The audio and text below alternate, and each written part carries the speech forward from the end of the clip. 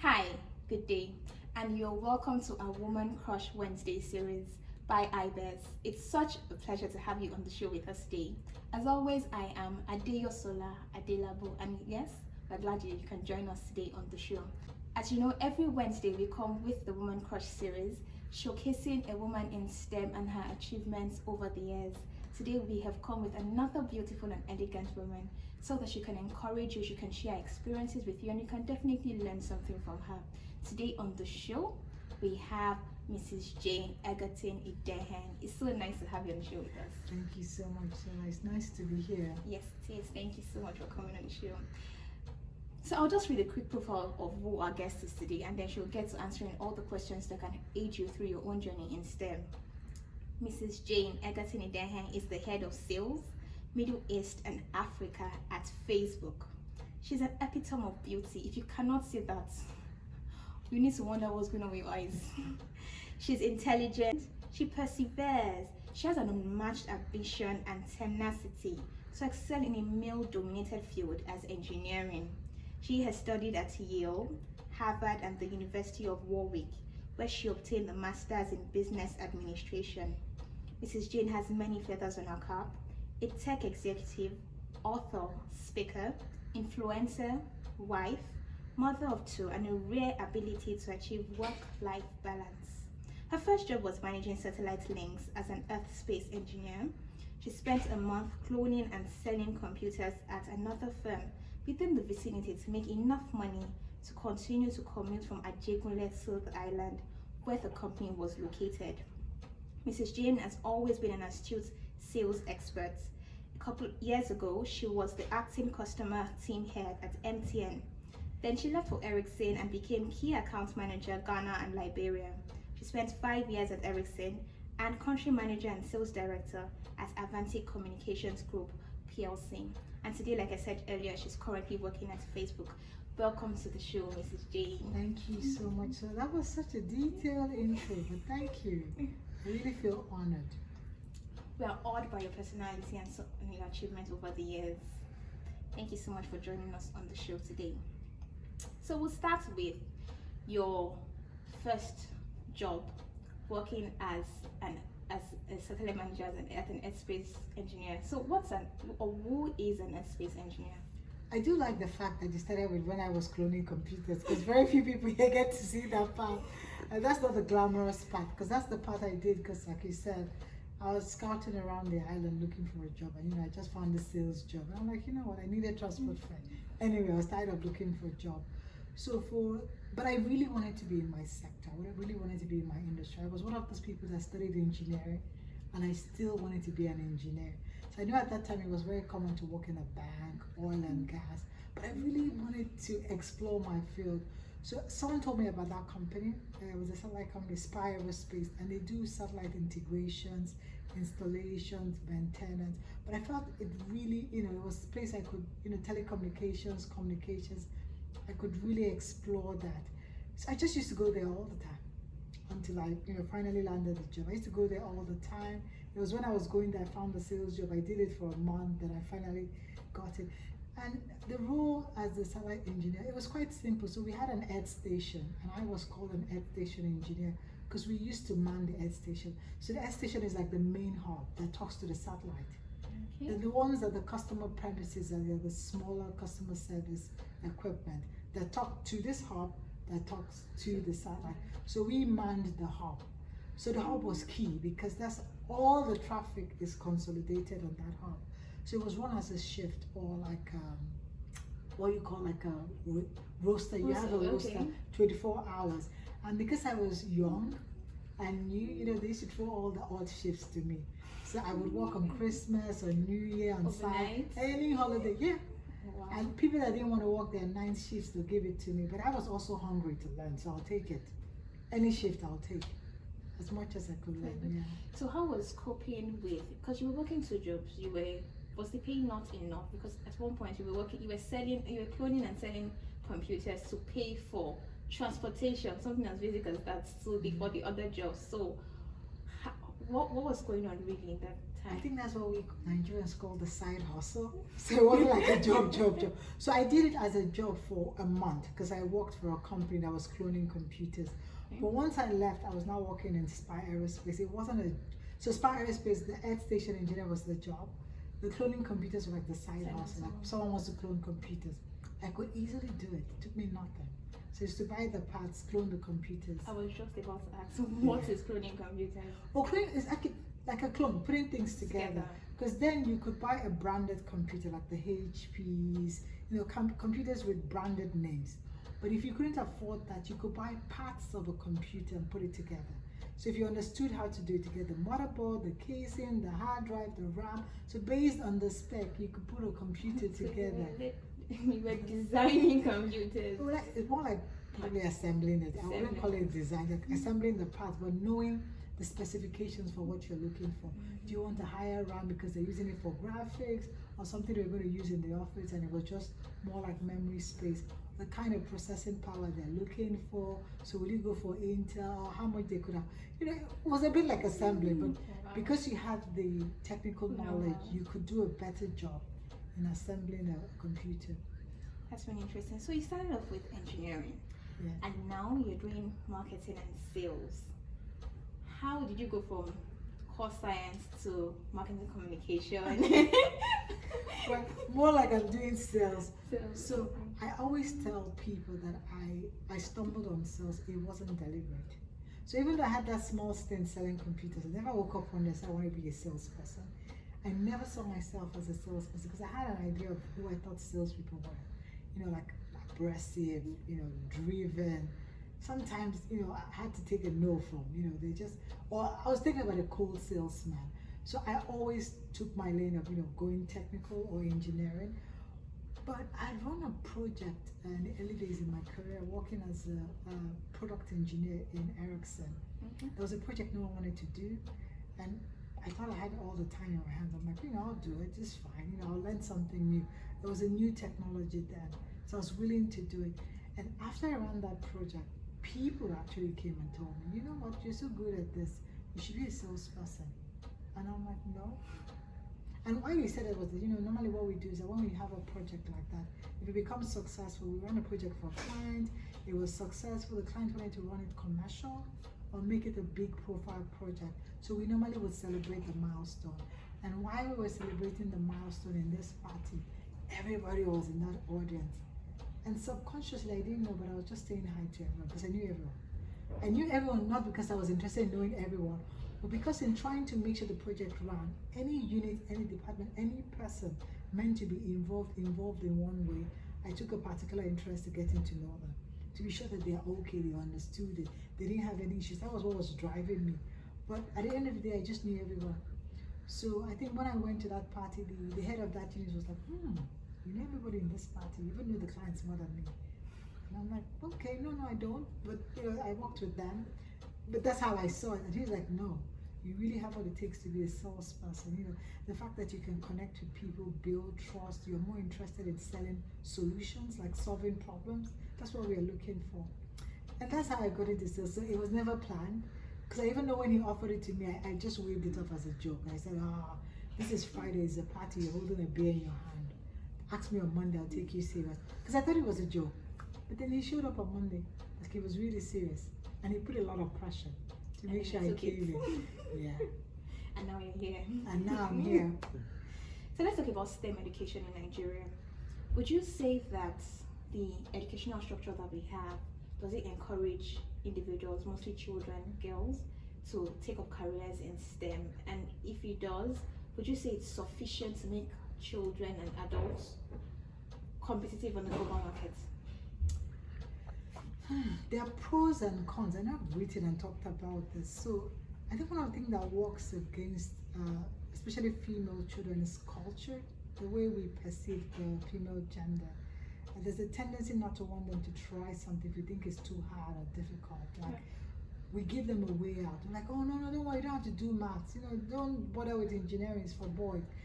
Once you throw that at a child, you are giving them the impression that they should always look for the easy way out. And maybe they do love math. Maybe they want to do science. So I think that's one problem, the fact that without knowing, the society, sometimes the parents actively tell their girl child, no, you don't have to do that. Just do four-year course and graduate out of engineering. Or, why do you have to do that? Do you want to be a man? You don't need a man. Do something you can get married. So that already sends the notion to that child that they shouldn't live up to their full potential.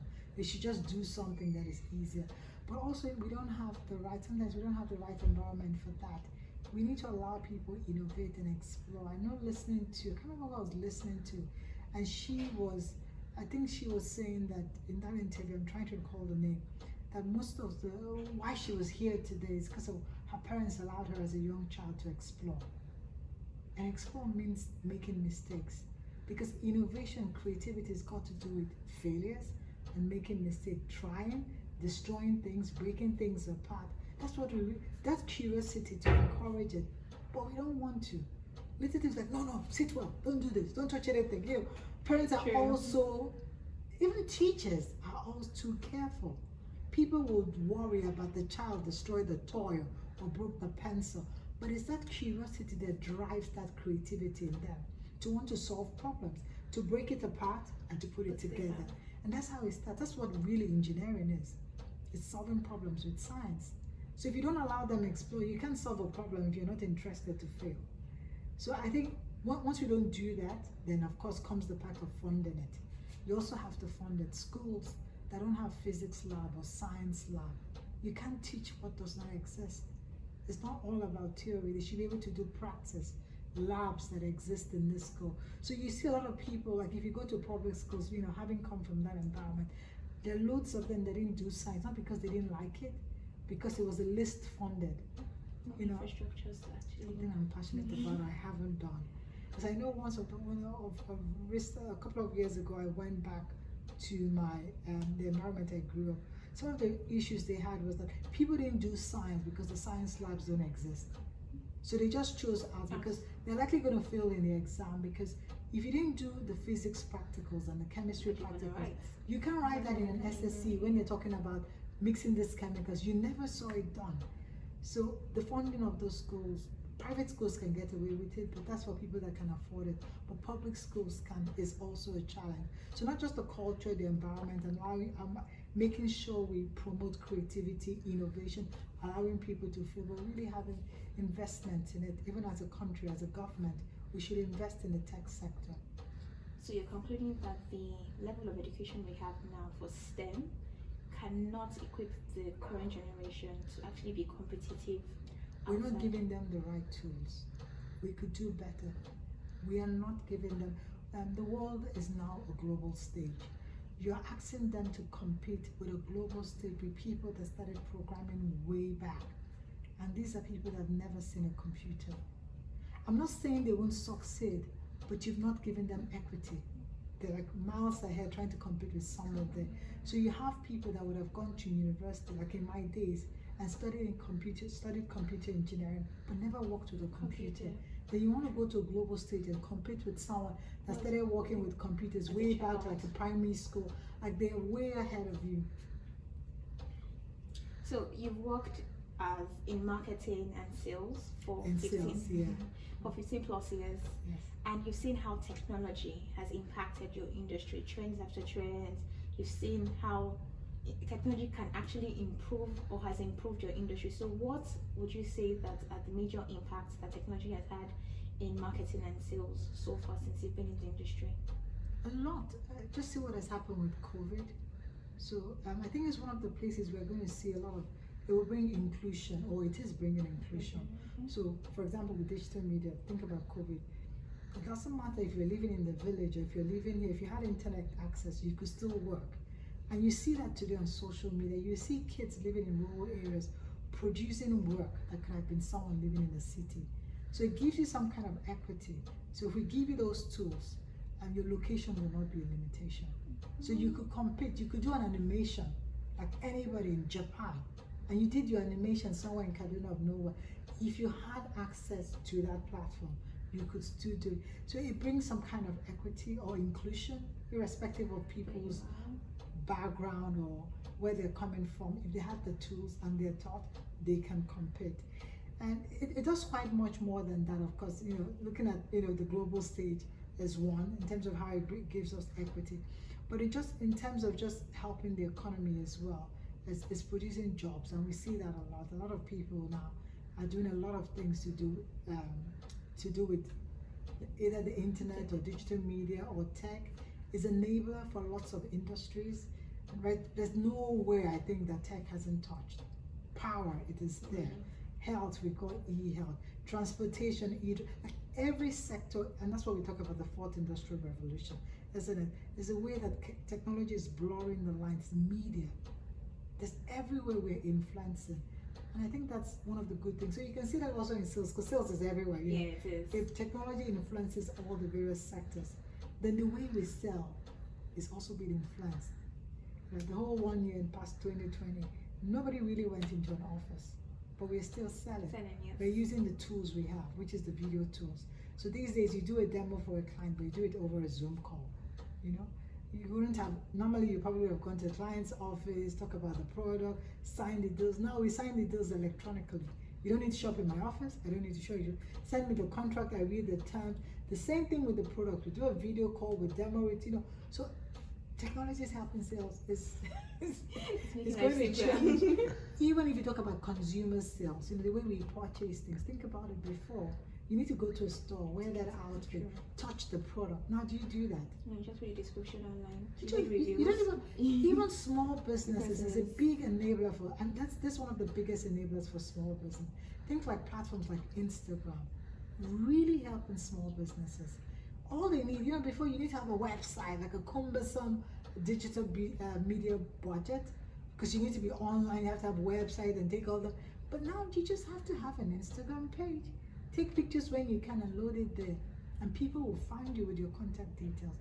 So in so many ways, we can sit down and talk about all the ways it's helping small businesses, bringing inclusion, promoting economic activities, helping sales as well. So you wrote a book. Yes, I did. A memoir titled, I so love the title. When I said, I was like, oh wow. Be fearless, give yourself the permission to be you. And it talks about your story, your career, rising from the slums, family life, motherhood as well. What inspired your book? Because mostly when people write memoirs, they are far advanced in age. You get to the point where the years ahead are short a few other years before. So you're trying to recollect and all. But then you're writing a memoir and then you're still here, you're still young. It's still too early, isn't it? Well, you're right though. It started first with, I used to have a coach that would tell me, when we talk, she's like, you have so much you could share with the younger generation. But I felt I didn't have the bandwidth. Like I was always traveling, busy, then I got my kids. So it was, for me, it wasn't in the radar. But sometime in 2014, 15, somewhere along the line, no, 16 or 17, I started writing on LinkedIn. Okay. Because it was, apart from being therapeutic, it was one of those days I woke up, I was on leave, I didn't know what to do. Like, okay, she said I should write, isn't it? So I started writing. But what was really inspiring my writing was my daughter. And she was young, but you know how you're like a mother, you get this aha moment. I'm like, well, what am I going to leave from my kids? And like, how can I share my experiences? It wasn't more about even sharing with others. So like, how do I share with my daughter, Sarah? She was like 3. Like, how does she know all those things mom has gone through so she can have access to the tools I've used, the knowledge, the experience, and maybe make better mistakes than me. I wouldn't say she wouldn't make mistakes, but better mistakes because she has access to the knowledge. And that's how we started. So when I actually started writing the book, the title of the book was a letter to my daughter, because that's how I saw it in my head, in my mind's eye. Like I was writing to my daughter, and she became the muse for the book. So even while I wrote the book, each time I got stuck, you know how you have this writer's block, like I don't even know what I'm writing anymore. But I just think about my daughter. If Sarah would say, what are you trying to tell her? And it gave me clarity of thought. And I think that's one of the things that forced me to be very vulnerable and transparent in the book. Because I owed it to my daughter. If I was really having a conversation with my daughter, I really had to be vulnerable and truthful to her. Maybe if it was somebody else, I was like, I'll tell you what I think you need to know. True. But it's my daughter. I just wanted to put it out there for her. So she became the muse, and she was the reason I wrote the book. So yeah. So a lot of people will say that, will look at you and look like you have it all working together for you. it's very easy to just look at you and say, you have you figured out, you found your passion, you found what a lot of people call your calling. So how can other women do that as well? How can they find themselves? How can they find their own passion and calling and pursue it as well? First of all, disclaimer, I don't have it all figured out. I don't think in life everybody has it. But I think in phases in life you come to some kind of clarity and you're clear about your purpose. But it also, I believe it evolves as well. You know, as you become more knowledgeable, more exposed, your vision becomes bigger. Your desire to do more things is there. But in terms of, you know, other like women or, you know, young girls or even young people that are thinking of, you know, how do I find my purpose? I know I spent a long time in my life asking myself, what's my purpose? And I wish I didn't bother that. I wish I just lived it rather than, you know, spend a lot of time worrying or anxious. So one of the things I want to say, first of all, you have to be present and try to get to know who you are. In understanding who you are, you understand what drives you, what you're interested in. And I think then you get the opening of what you think you have been called to this earth to do. Because if you don't really know who you are, what are you going to offer to others? I believe everybody has a higher calling. That's my belief. But if you don't know who you are, then how are you going to know what you're offering? Right, true. You know, how do you know which lane you're sticking to? So spend some time really getting to know who you are. You know, the different ways you can call it. You can call it personal leadership, but really getting to sit in yourself and understand, what is it that makes me think? What do I desire in life? What are my strengths? What are my weaknesses? That's where the opportunities and the threats come in. And hopefully in doing that, you will discover your space, which is your calling. And it could be something you're really pained about, something you want to see solved, or something you find easy to do, or something you're just passionate in. It comes in different ways. But I believe when you find it, you can tell, because that's your place of peace. That is something that sometimes will come naturally or gives you joy when you do it. Wow, we've learned so much, and I do not think we can continue this conversation or finish this conversation in one episode. So we're so glad you could join us on the show today. We will definitely be having a second part because there's still so much you need to know and so much you need to learn. Thank you so much for joining us on this episode. I remain Adeosola Dilabo, and thank you for staying with us. Bye.